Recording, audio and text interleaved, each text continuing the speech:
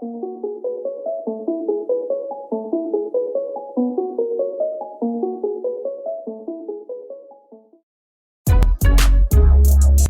people reviews stuff.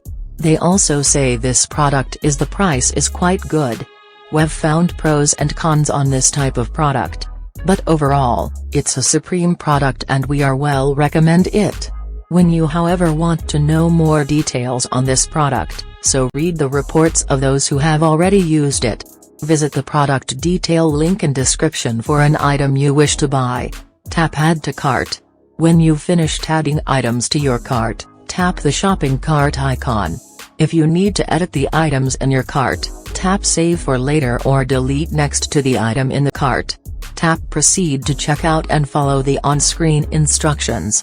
Review your order information and tap place your order to complete your purchase. You'll see an order confirmation screen when your purchase has been completed.